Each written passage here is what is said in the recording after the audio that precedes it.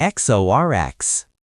Imagine a handshake worth $500 million, not in cash, but in pure, unadulterated influence. This is not a conspiracy theory. This is the blueprint for how power, law, and greed intersect. Tonight, we expose the $500 million corruption blueprint, a deal that didn't break the law, it merely used it. And in doing so, it weaponized one tiny, obscure regulatory loophole to dismantle the entire spirit of constitutional governance. Stick with us, because understanding this single loophole is the key to protecting your democracy. The centerpiece of this blueprint is a shell company we'll call Aether Holdings, and a powerful minister known only as the regulator. Aether Holdings wanted control over the nation's lucrative digital infrastructure contracts worth hundreds of millions. The law, a well-intentioned piece of legislation called the Procurement Transparency Act, required a public competitive bidding process for any contract exceeding $10 million. Simple, right?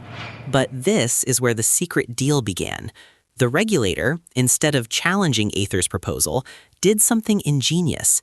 He used a specific obscure provision, let's call it Section 401B, that allowed for a non-competitive direct award if the project was deemed a critical national security priority. The key, the definition of a critical national security priority was left vague, intended to be a safety valve for true emergencies. The secret deal, executed over months of shielded meetings, was simple. The regulator reclassified the entire digital infrastructure upgrade, an upgrade primarily meant for consumer speed and convenience, as a critical national security priority. By doing this, the $500 million contract skipped the public bidding process entirely. Aether got the contract, and in return, the regulator's family foundation suddenly saw an influx of untraceable donations. This wasn't illegal bribery under the letter of the law. It was a perfectly executed, legalistic transaction, corruption through a constitutional side door.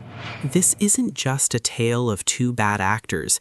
It's a structural failure that constitutional law must address. What the regulator exploited wasn't just a regulatory gap. It was a fundamental weakness in the three pillars of our republic. Pillar 1, the weaponized loophole, the legislative failure. This loophole, Section 401B, is what lawyers call a failure of statutory clarity. The Constitution is built on the rule of law, which demands that laws be clear, stable, and prospective. A vague provision like critical national security priority, intended as a safety net, becomes a deliberate blind spot for political actors to hide corruption behind, effectively creating an anti-corruption loophole that was almost designed to exist. The lesson? Clarity isn't just good governance. It is a fundamental constitutional safeguard. Pillar 2, the evasion of oversight, the executive overreach. When the regulator redefined a non-emergency project as a national security priority, he violated the spirit of separation of powers. He essentially usurped the legislative authority by rewriting the intent of the Procurement Transparency Act in the executive branch. This is the classic slippery slope.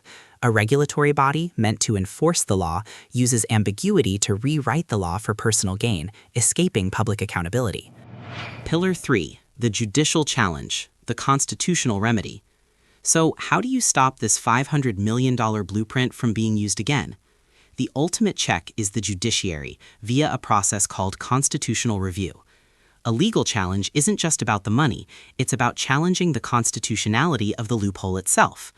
A court can rule that the definition in Section 401B is so void for vagueness that it is unconstitutional, compelling the legislature to close the deliberate blind spot and reformulate the law.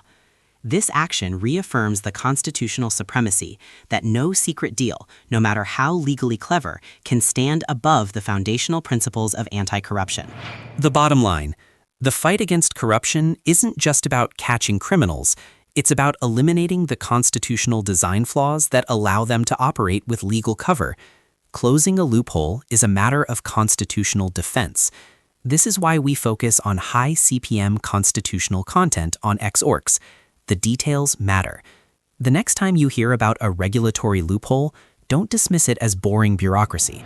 See it for what it is: a potential $500 million crack in the foundation of your democracy. If you want to understand how the law is really being used to shape the world, for better or for worse, hit the like button, subscribe, and tell us in the comments, what single vague law in your country do you think is the next constitutional loophole waiting to be weaponized? We'll see you next week.